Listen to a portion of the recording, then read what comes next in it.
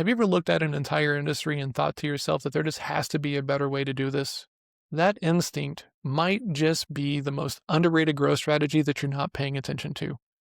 In this episode of Founders Growth, I'm sitting down with Brett Chotkevys. He is the founder of Assisted Living Mansion. He looked at the senior care industry and did exactly that. Brett and his team operate across 23 states. The team is over 95 people, and he has helped his partners generate millions in real estate and business by building what he calls memory care mansions, luxury assisted living facilities that actually feel like home.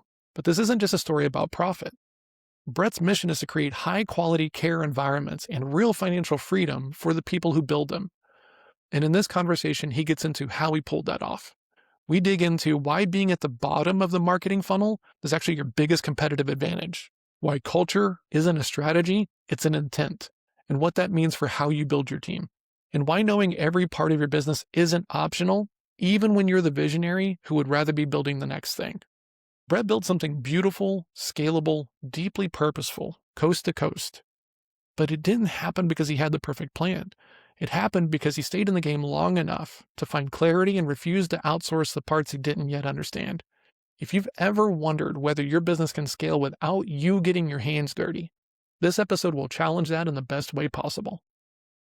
Welcome to another episode of the show. My name is John Hill. I'm the founder of Adapted Growth, and today we have Brett Chotkevys. Say it right? You got it. Perfect. Awesome. Can you quickly just kind of give like the 30,000 foot overview on what your business is at this stage? And then we'll kind of dive into the path up to here. Yeah, absolutely.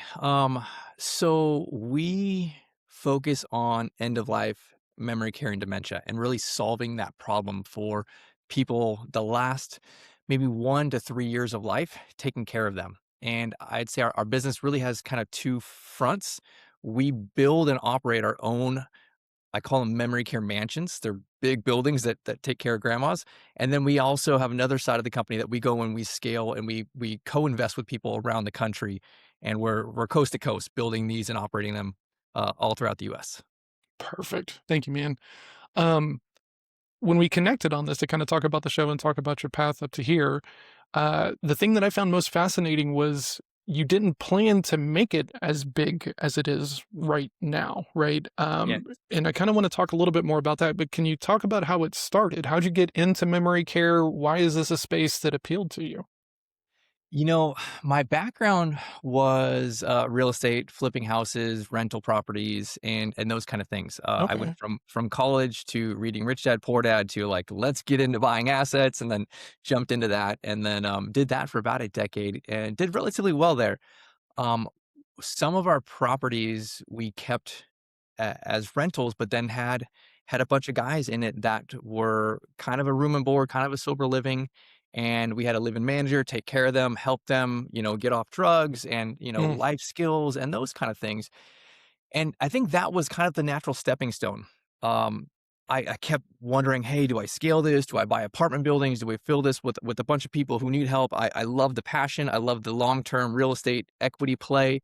But that wasn't quite something I wanted to scale. And it was like, well, how do I do this? Right. Who does, um, you know, need this kind of care and love? And I love building businesses. It's like, all right, well, let's take care of seniors. Right. I had been on the, hearing about it for a long time where people are talking about converting houses and, having a little 6 or 8 bed. I wasn't really interested in that model. So I kind of kept myself on the outskirts until I really figured out, okay, here's how I want to attack it and approach it. And it became something we dove all in on. I think my first real question is how long from that point until people started coming in your direction, like asking for help? Like you talked about becoming just someone that people sought out for help, right? Yeah. What was the gap between you deciding to focus in this area and getting to the place to where people were like, okay, we can go talk to Brett. Brett's going to be able to help us. It goes back to the model, right? We created something that was very different and unique. And I'll kind of simplify the industry and say most commonly around the US, when you think of assisted living or memory care, you think of the big box facilities, right? The 4-story building, you got Hmm. independent on the top floor, you have assisted living and like a little lockdown wing for memory care. That's one side of it, which has a horrible reputation for terrible, terrible care and being really expensive. The other side to that was more of the residential assisted living. People take an existing house in a neighborhood, they convert the garage, and now they have 6 bedrooms there. And that other side has advantages and disadvantages, right? It has, it's a smaller, more intimate. It's a house. It's not a big, smelly facility, but you really don't have the nurse on staff. You don't have a chef. You don't have a gorgeous purpose-built building. You're a lot of times sharing like a room, and I didn't really like either of those models. And so I'm like, well, why can't I just have the best of both worlds? Why can't I just build something that's gorgeous and massive, but it's just this upscale house, and it has a salon, it has a chef, it has end of life care, it has memory care, it has all of these things, but it's beautiful and it's not some nasty facility. Mhm. And so that we built that, right? We built that in 2019. We actually started our first one with a house conversion in Yeah. a neighborhood on a big lot, and we gutted this house and we did a big addition, and it became 15 private rooms, 12 bathrooms, about 6,300 square feet. Oh my And so gosh. we built that product and we started operating, and it's gorgeous, and it's not common. People don't. It's usually one way or the other. So it got a lot of attention, and we built a wait list of like 50 residents waiting to move in. Like it was massive. There was so much Wow. demand. And so because of that, we started talking about it, and then people would come and they would see our building and it's like, oh my gosh, this is gorgeous. I love what you're doing. And you have this massive wait list. You guys are making great money. Like, can you show me how to do this? Mhm. Right. And so a lot of times it was me showing the people who are thinking about the smaller model. Oh, I'm going to buy this little house and I'm going to do, it's 2,500 square feet. I'll convert the Okay. garage. No, no, no, don't do that. Right. Let me show you this over here. Let me show you what we created and why it's making great money and how I can have really strong income that pays for great staff that really provides the best care possible, and therefore it allows us to have a great reputation and then build a big wait list. Hmm. Interesting. Um, okay. How important is it? This is a weird question, maybe. How important is it that the house is awesome, and how much how important is it that like the people Yeah. are invested, they care, right? Like, would it work if the house was not great and epic and everything else like that? If you had people with care, or do you really need both? You really need both, right? Like our business is two-sided. It's the physical product and then it's the service. Mm, And there are plenty of beautiful buildings around the country. Big corporates and REITs will go build them. They don't have to be, small. They can be big. They can be medium size. But there's plenty of gorgeous buildings. But they actually may not physically smell, but they have that, like, smelly vibe, yeah. right? They have the smelly culture. They have that where the service side sucks. Or you have the opposite. You have this person who gets in and they're a nurse and this heart and this passion, they wanna make a difference, and they're there and all the time, and they might have a really kinda ugly house. And, you do need both of them because our model is private pay, Mhm. and so people are always trying to find what is the best that I can afford for, mom's budget for the end of life? Because Yeah. it's private pay, so you're selling your real estate, you're selling mom's assets, and it's okay, I have 500,000 or I have 1,000,000 or I have X amount of dollars, and that's gonna be X amount of years for me. So they're trying to stay at home as long as possible, Mhm. and then, okay, mom's got a runway of 2 or 3 years, and we're gonna get her this is what she worked hard for, right? Like, we don't want her in some gross, nasty place sharing a room with a stranger. Want her to have this epic, end of life experience. So I know for me, whenever I think about, this topic and this conversation, I have an idea of what these places are from my experience, older family members and things like this. How hard is it to get people to not go to the worst common denominator when they're thinking about where to put their parents? Do you guys spend a lot of time trying to educate them that it's different? It's not gonna be that they're just, like, locked up in cells essentially, like, how like, is that the hardest part about growing this No. business is educating them and informing them that it doesn't have to be that way? Or is there, like, another part of it that Mhm. is especially difficult? That's not actually very difficult. I would call that like the sales and marketing side. Okay.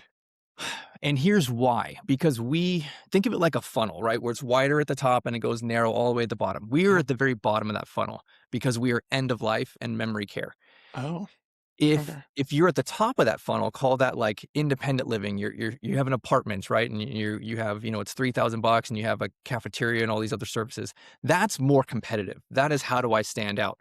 Hmm, A lot of times, again, people we're trying to solve a problem, and everyone's trying to solve a problem, right? That's how you make money. yeah. But the further down the funnel, the bigger the problem is. We are at a place where our customers, they cannot be at home. They will fall. They have excessive medications. They are two-person transfer. They need two people to put them on the toilet. Lots of different things. They have memory care. They have outbursts. They have behaviors. They don't remember who they are any longer. Mhm, They literally need 24/7 care. And that right there is it's something you can't avoid. And so a lot of times, and it's very expensive. So from that perspective, you're starting at the top of the funnel. As mom doesn't need all that aggressive care, you're starting with what costs $3,000 a month, and then what costs four or $6,000 a month. You're mhm, not trying to spend 8, 10, $12,000 a month, too early in the process. So because of that, you're very aware of what is in the industry and what is the market because you're going through these different things and this place over here, this is crap, right? Like I cannot have mom here. She's getting bed sores. She's not taking her medication. She's losing weight because no one's helping her to eat or all these kind of things. It becomes very apparent. These places are horrible. And honestly, most places in senior care are horrible. So then when you have, again, a beautiful product and you have great care, it's really easy to stand out. hmm, And no one really knows your care, like, commonly in the community. yeah. It's not like, "Oh, it's just," Google reviews are great and everything, but really what it comes down to the home health, the hospice, the doctor, the nurses. Those people through as you're approaching end of life, you're on medications, you're seeing the doctor monthly, Mhm, you're moving considering hospice, and so you're having the daughter, the son, the power of attorney is having a meeting every month, every couple months with the doctor, the home health, the hospice, and they're saying, "Hey, you know what? Mom is declining. This is probably not the best place for her in this, senior living apartment anymore. She needs more care. She needs this. This is the best place in the city over here. Go to that place." And these people, I call them industry experts, right? They go from house to house to house, from facility to facility to facility, from independent to nursing home to everything. They know all of them, and they will be, they'll tell you, here's where you should go. You should avoid those over there. And so it interesting. actually makes it really easy to succeed and get great leads if you do that right.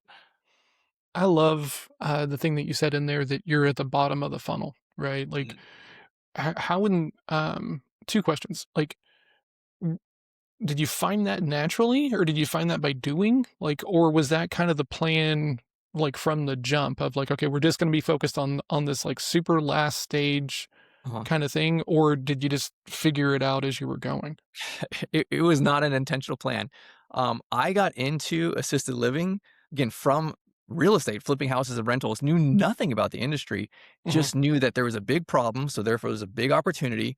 Had my own grandma who was, like, 96 at the time, I wanted a place for her to live, yeah, and then so the first manager that we hired was like, "Oh, yeah, we should be doing memory care." And I was scared of memory care and dementia. I'm like, what's that gonna be like?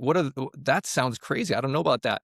She's like, "Oh, no, no, no. This is exactly what we need to do, right?" And then so I learned from there, it's about $1,000 to $2,000 a month more if you have the same size bedroom in the same city, but if you're offering this additional service, right? hmm, It's you have to pay your staff higher, there's more costs, it's harder. So then it's like, "Oh, okay, well, now the math is making a lot more sense on these kind of things." And really, so then I really jumped into it, and then after about a year or so, I became a huge proponent of it because it's the biggest problem to solve, which means that your customers are always seeking this out. If you don't have a big problem to solve, whether it be memory care or some other type of like end of life, then mhm, you're going to stay at home. No one's yeah, trying to spend $8 or $10,000 a month. That's crazy. But if you absolutely have to because your daughter and you've been doing it for 6 months and you just can't wipe mom's butt anymore, or you just can't make sure that she's getting her medications, then it's like, all right, well, this is what I have to do.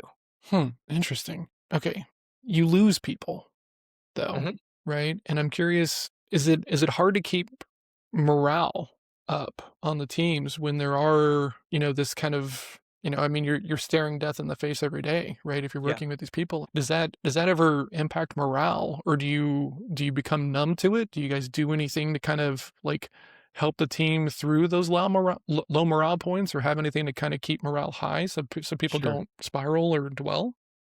So I would first kind of set the stage a little bit. We're not what people consider like a hospice house, Mhm. but a hospice house is like you're literally there to die in the, like the next couple weeks. That's not Oof. us. Okay. That's just a short term little stay. We're looking for people. Again, you have Alzheimer's or dementia. Sometimes that's years of the disease before it progresses. So Mhm. most of our people are with us for probably an average of 2 years, Okay. sometimes shorter, sometimes 5 years. But it means that you have that much time for you to fall in love with them, and I mean that genuinely. Like they become your literal like grandma, Mhm.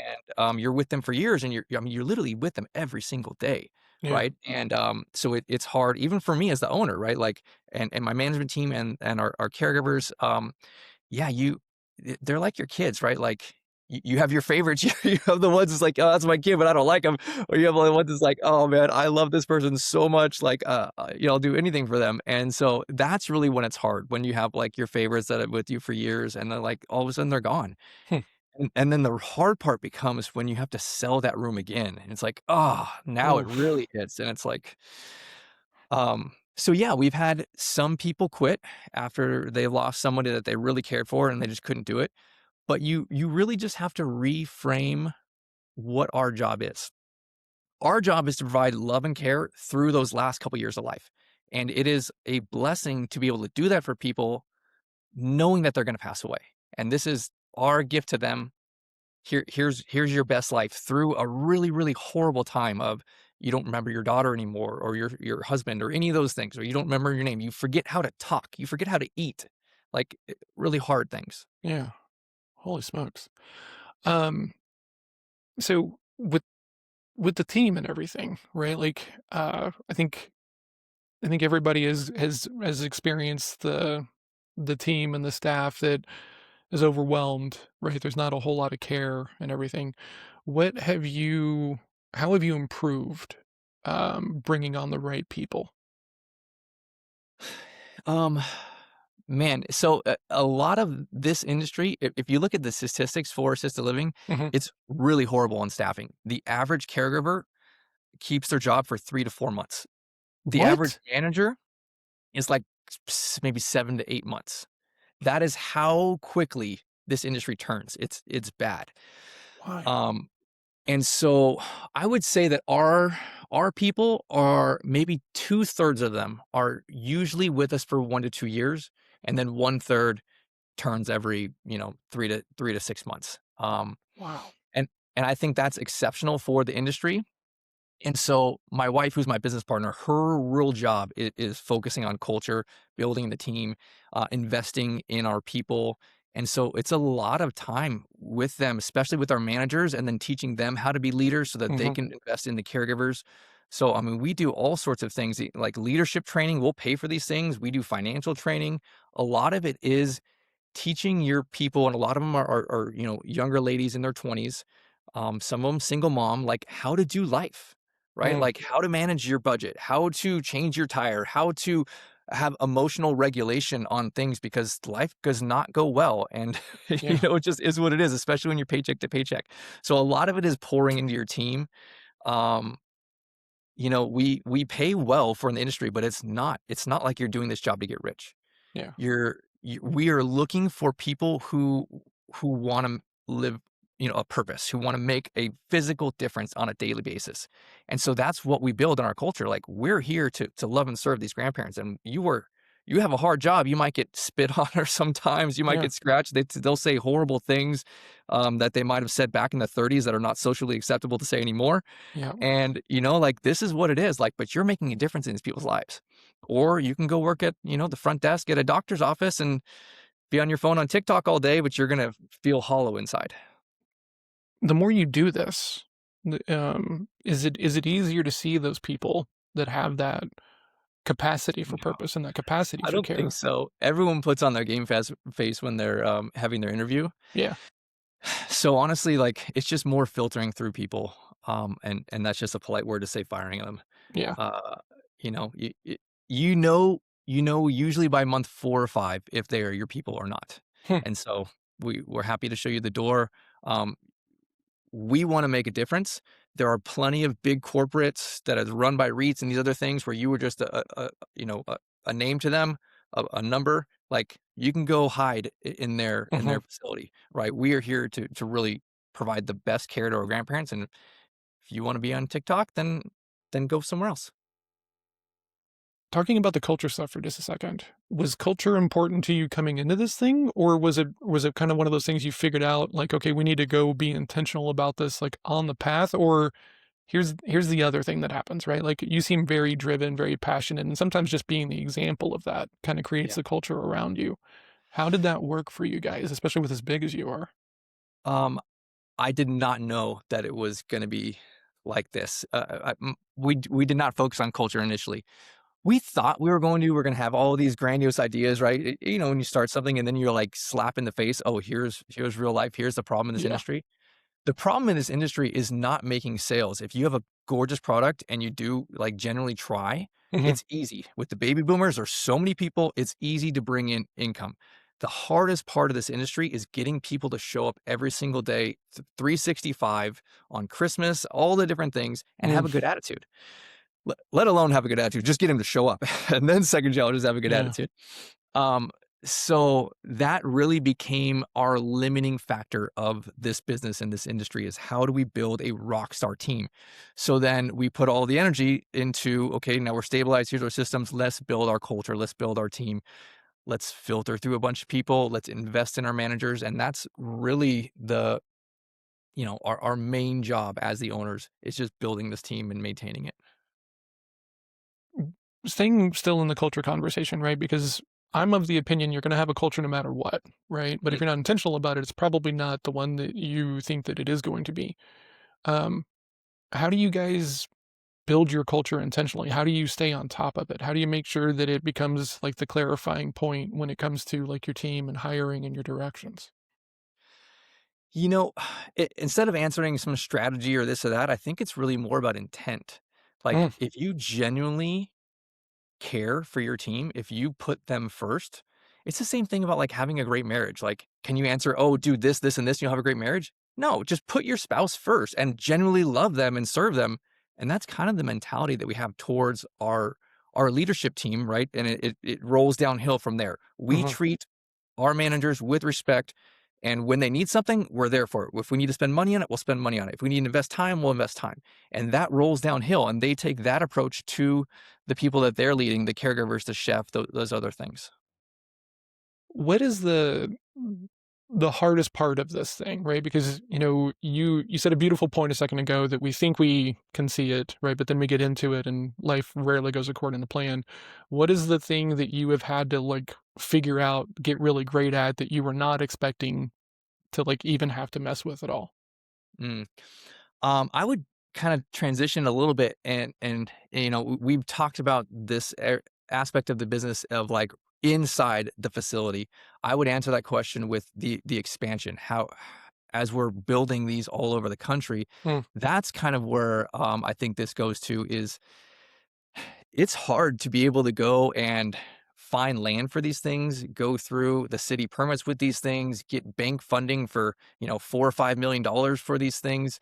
That is where I think a lot of my attention goes to problem solving these things. How do we create a scalable system Mhm. for Texas versus Oregon versus Connecticut? And it's not exact plug and play, but the principles are the same. How do you use the same banks and the same investors, things, and really the same templates for all of these things to say, okay, well, here's something that most people can't do. They can't go and do essentially a large real estate development job and raise millions of dollars and take a loan for millions of dollars and then also go and then market this thing to fill it and then run your operations company and train them and all of those kind of things. Mhm. I think that's like how do you take something so big, scale it everywhere, and then systematize that? Interesting. Okay.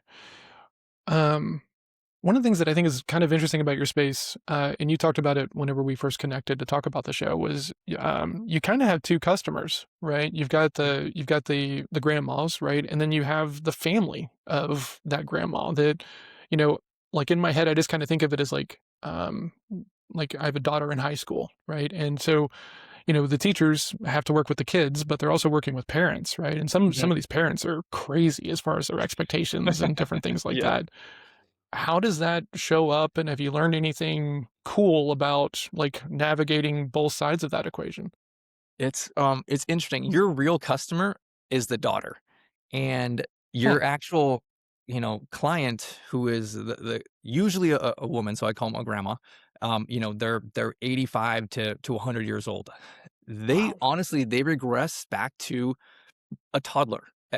Maybe not when they first come in, but a lot of times through dementia, through the end of life, they come back to essentially acting like a toddler. And then so your customer really is the son or daughter, the power of attorney for these things. So you had to come from that perspective from the very beginning. And so we designed the building for a 55 to 65-year-old person, right? Like if Huh. they love Chip and Joanna Gaines that and we're in Texas, that's what it should look like, right? It is not designed to be an old lady building, an old lady house, an old lady service. It's designed for a more, middle class, upper middle class, young retiree, young grandma. Um, and so you come from that perspective through the whole thing on the marketing, on the sales, and then even on the service side, it gets very, very difficult because you are taking care of their mom, and their mom is in a season where they're at a rapid decline, Yeah. either physically or mentally. And if the daughter or son doesn't come often, I mean, they might only come once a week, which is still a lot for a lot of people that are working. Mhm. They might come for an hour out of a whole week and not know that now all of a sudden mom can't walk anymore and she's forgetting those things, or every afternoon between 3 and 4:30 she's sundowning and then she's calling our caregivers crazy things and throwing things and all sorts of things. You're like, "My mom, the Oof. sweet old lady? No, she's a pastor's wife. She would never use that kind of language." No, your mom now has dementia and her brain is not the same as it used to be, and Yeah. all of those kind of things. So it's trying to educate and communicate with families, especially as it comes into declining, which leads into medication changes. Like if mom needs some of these medications to have be able to sleep through the night, or just she's aggressive, or like some people are very anti-medication, Mhm. and then it becomes a thing of like, hey, then you know what? We can't do our job. Mom is cussing and yelling and all sorts of behaviors that we're not trying to sedate people, but there is a good balance to I'm not being overly agitated all the time because I don't remember where I'm at anymore and I know I'm not supposed to be here. They don't know they're in assisted living. They live here now. They don't remember. Yeah. So all of those kind of things work into I have really two customers, one I'm caring for who's not making any decisions. It's the son or daughter that has to make all these decisions and they're not around. I love the idea that understanding that the daughter is the real client, and taking it one step past that, actually designing the space for them. Was that something you divined early on, or was it something you kind of fell into, or was it just like a change in like the design, and then it like how did you uncover that? you know, um, I think we just kind of knew by instinct, right? Our background is a lot of real estate deals, and my Mhm. wife did a lot of design stuff. So you go and you tour assisted livings, and they're gross and they're outdated, and they have like all this floral print, and I'm like, bro, it's not the '70s anymore. Like no one wants that stuff, Mhm. right? So our buildings, it looks like the Ritz Carlton. Like they're absolutely gorgeous, and we're like, "That's what we want. I want that for myself," right? When you walk in, you're like, "Ah, this is like this is peaceful. This is relaxing. This is where I wanna be." And, you go to a lot of these other facilities, and it's just like, "No, this is grandma doesn't really want that old, like, floral print chair from the '70s. No, Yeah. like, I don't care if she says she really loves that chair. We're getting her this beautiful leather, whatever kinda chair that's more modern, and all the grandparents love it, but the Hmm. families are like, "Okay, this place, you stand out. You're like, ding, ding, ding. This is the one. I want mom here." Interesting. What is okay? Because you're talking about different states, right? And I'm fascinated by this because I used to work in finance, and so back in that space, I mean, every state has different laws, and you got to be licensed in each laws and everything. Mhm. This is a random question. What state is the hardest state to do this kind of business in? Yeah, it doesn't go back really to finance, but to the state, legislation regarding licensing. Oh, okay. So, for an assisted living or memory care, you have to be licensed through the state. Mhm. And, some states are very business friendly and very chill and not a lot of overlap regulations. Some are aggressive. Hmm. So, the one that stands out to me is North Carolina. North Carolina has a certificate of need policy. It's literally in their state law for like since the 70s, and they're Hmm. trying to overturn it. But it essentially means that they limit the amount of competition that you can have. So you cannot go build any kind of medical facility, assisted living, doctor's office, dentist office, anything without getting an approval on a per county basis that there is a demand for that. And Whoa. so if there is not a need because there is a bunch of nasty, smelly facilities, then you cannot build a new, gorgeous, beautiful thing. Hmm. Like it literally restricts all competition and literally brings everything to here's all the old product and we're not bringing in new because there's enough old. And it's like, bro, that's not how capitalism works. Mhm. And so, I mean, we pretty much stay out of North Carolina for that reason. You can go through all the applications and stuff and grease the wheel, and it still takes a couple years to be able to do Oh, that. wow. Going back a second, did your wife work with you when you were doing more of just like the real estate stuff and the house Mhm. flipping and everything? Yeah, we've been working together since then. Okay, so how long total? Just out of curiosity. Oh, like 2014 is when we both left our jobs and went full time Okay. in real estate.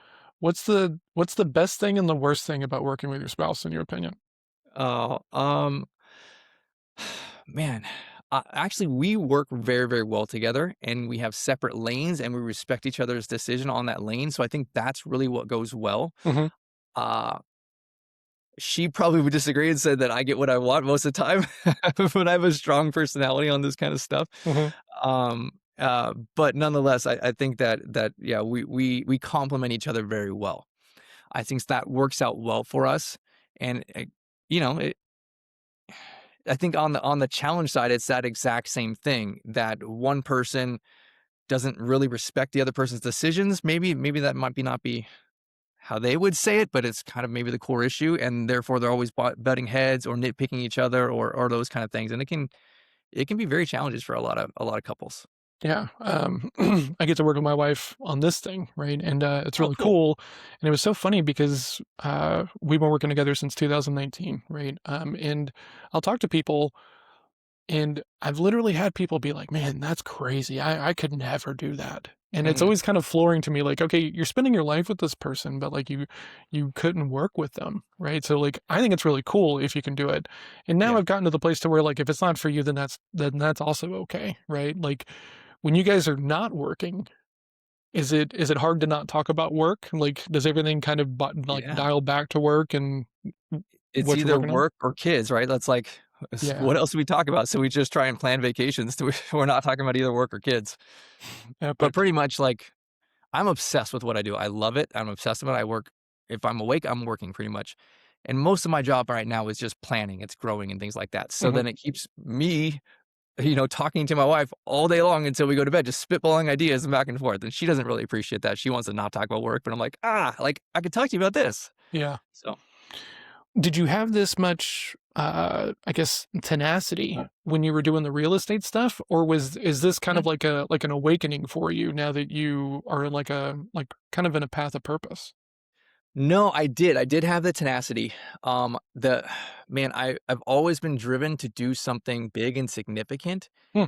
and I had a plan for flipping houses. I was gonna do this many houses, and we did well. We got up to about flipping 50 houses a year, which is Oh pretty my strong for a lot god, of companies. that's a lot. But I'm like, okay, I can scale it. I can do in this market, and flip all these houses, build the team. I couldn't get over the risk. There's so many loans that I'm personally guaranteeing, and what Mhm. happens? If it just shifts a little bit, then it's like, woof, you have. I mean, we own a lot of property at one time. It's like all these loans are hard money loans and 12% and all these things. It's like, Oh wow.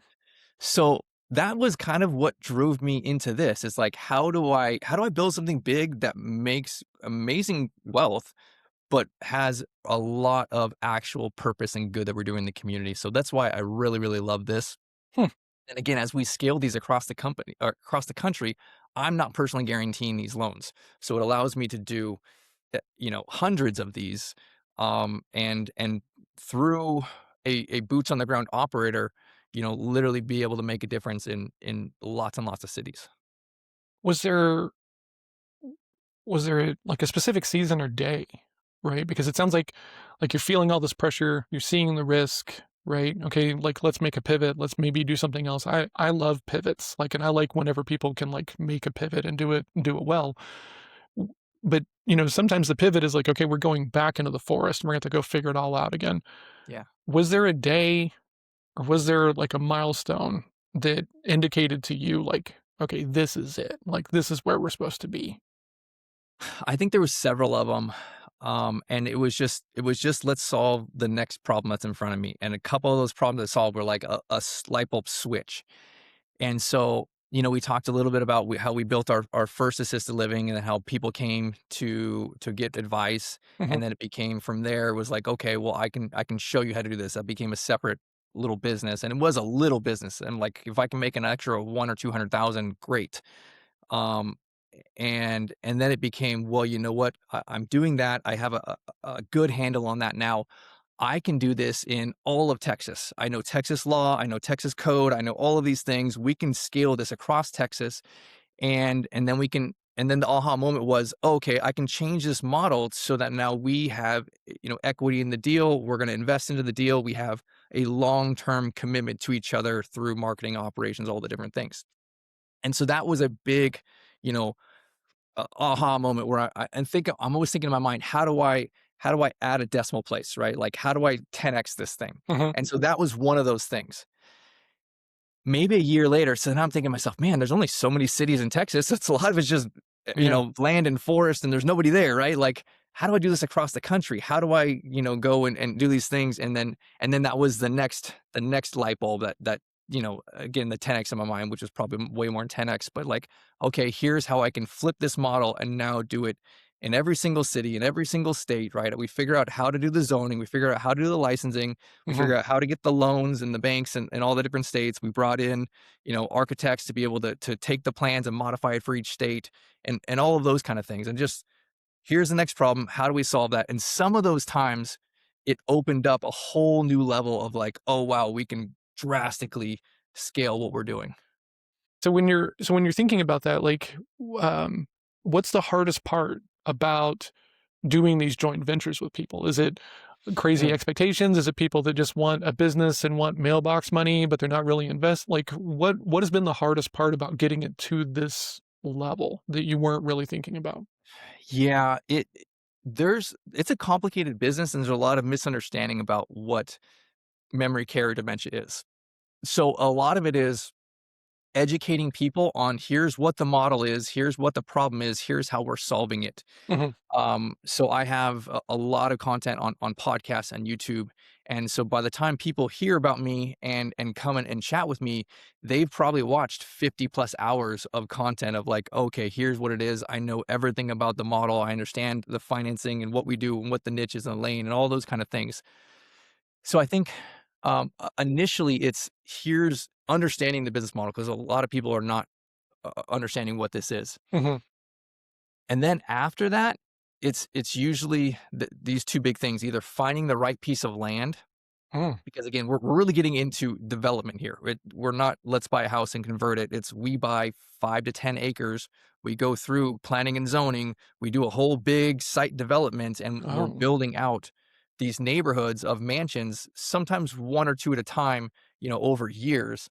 And it becomes a very big real estate play with a lot of moving parts going in through, most people have no idea about, soils testing and drainage and impervious coverage, and then going through planning and zoning, let alone raising all of the money, let alone the bank, all this kind of stuff, and investors and all the paperwork and all that kind of stuff. So the front side of it is heavy with, let's find the right land, make sure it works with all the due diligence stuff. We're putting up lots of capital at risk, so we need to make sure this is actually going to work. And then yeah. how do we get, millions of dollars in funding for this?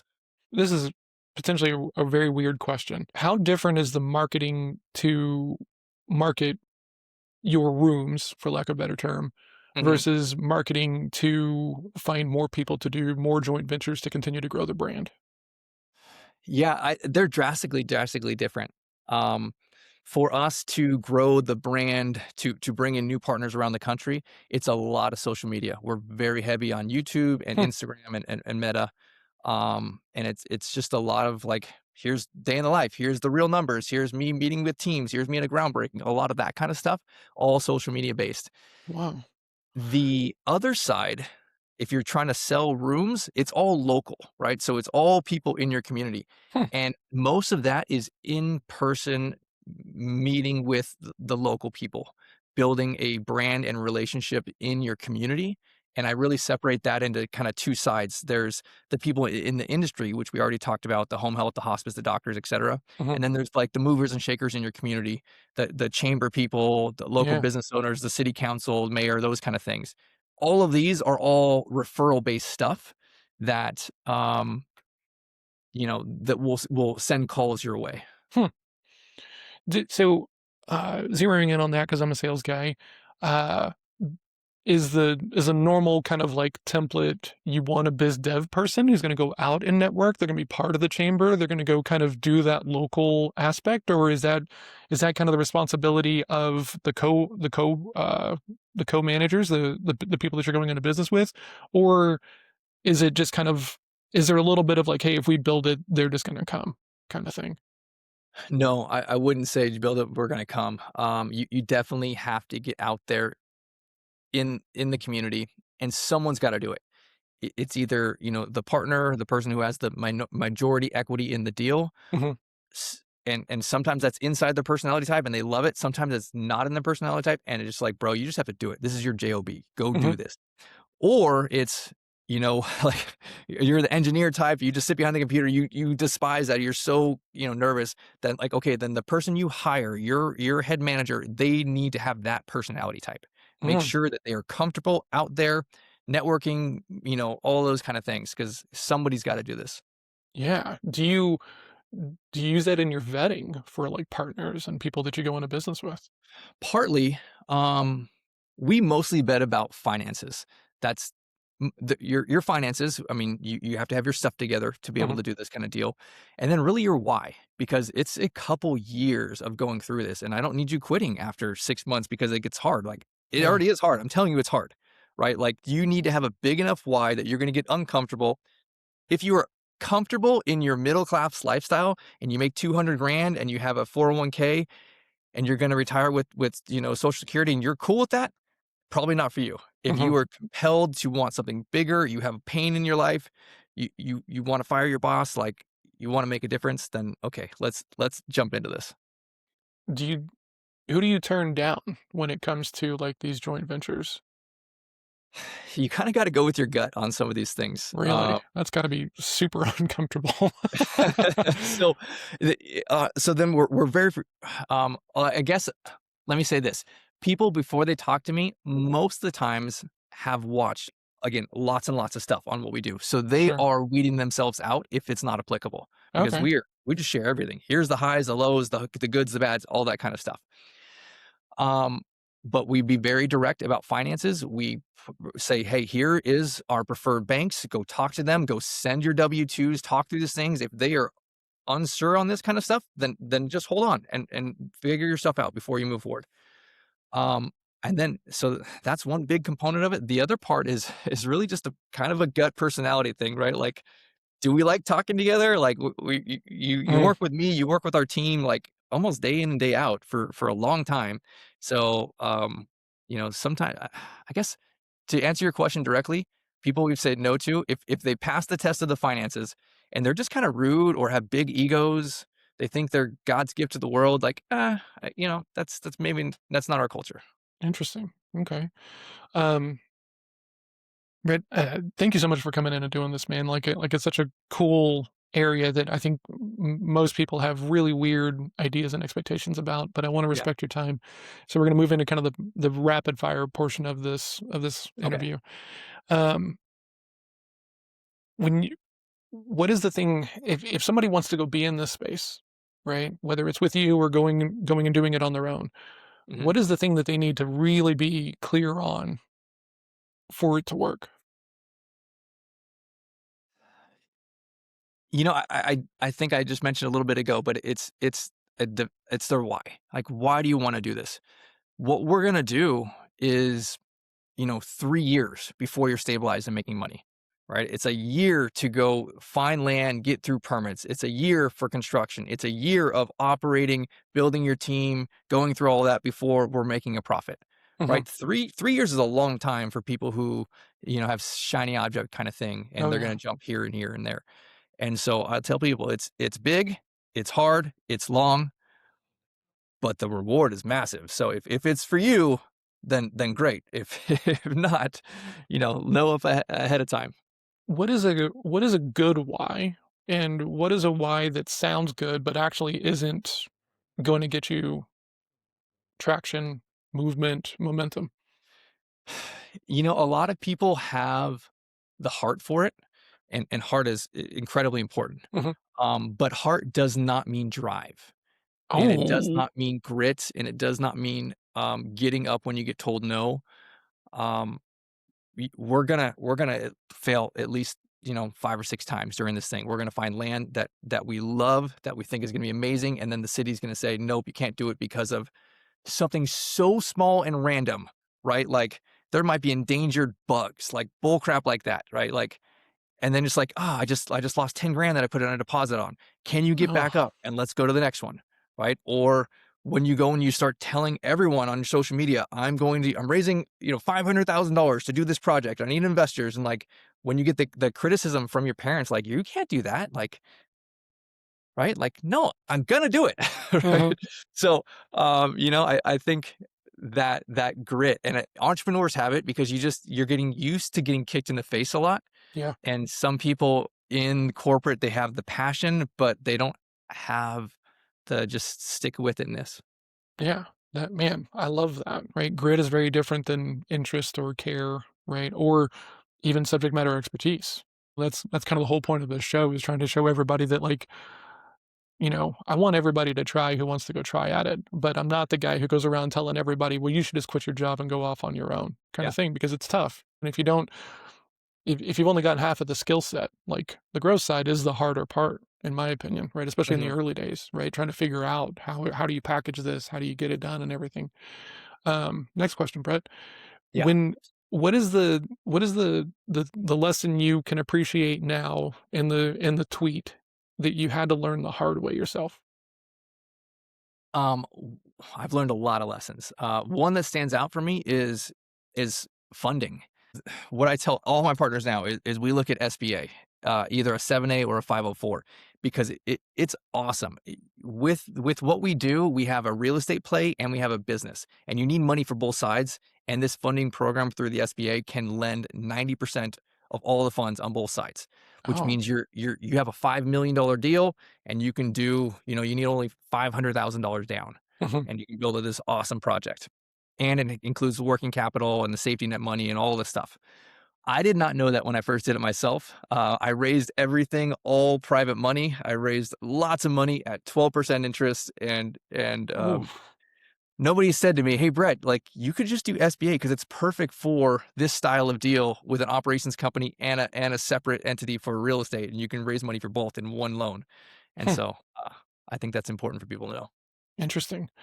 Brett, with your background and the different things you've done, right, and building this team and making a pivot and everything, what is your word of warning for someone who wants to go off, start a business, be entrepreneurial, hang a Yeah. shingle, whatever it is? What would you tell them to be thoughtful of? I am a huge proponent that you should know every single, part of your business.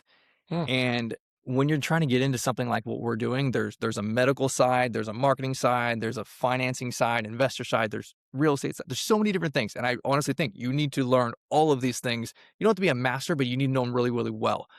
Because I think I see a lot of times people, they may have some type of business background, nursing background, and they think, hey, you know what? I'm going to build this thing. Brett's got the blueprints. Cool. We'll copy and paste Brett's plan, and then I'm going to hire somebody with experience to run this thing for me. Mm. No, they're gonna run it into the ground, right? They are not you. They have no equity. They are they're going to come from big smelly corporate facility and bring a big smelly corporate facility motto into your place. It doesn't matter if it's beautiful or not. It's going to have a horrible reputation. And a lot of people think that they can just hire it and be passive and forget it. Like, what we do is an active business. You can make Hmm. amazing money, but it's active. You have the responsibility of being there every day. And myself, um, no medical background, jumped in from a real estate background. We learned dementia. We learned all the medications. We learned all these different things so that when we had to call BS on our manager or our admin, when we had to fire this person, we weren't handcuffed to, a person who is treating your business horribly, Oh, but you don't know the business enough to fire them and be able to step in for a month until you replace them. And so I'm a huge proponent that you got to know everything, maybe not mastery, but enough to like get dirty, get in there. okay. I got to dig into this for just a little bit, right? Because I'm just kind of curious because you struck me as like that kind of big visionary, innovative Uh-huh. type of person, right? And right now there's like a, pretty well-known trend about the visionary and the integrator, right? And some Sure. people I think are taking this to a level that's not helpful. Is it hard for you to dial in the focus, to go learn those medications, like to go learn the ins and the outs? Because you just kind of strike me, I mean, we don't know each other very well.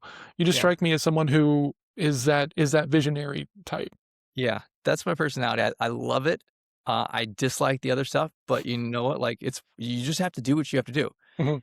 Um, we're in Texas, and every year or two we seem to get these ice storms that come in, and Mm. Texas is not prepared for ice or anything. We have no plows, we have no anything.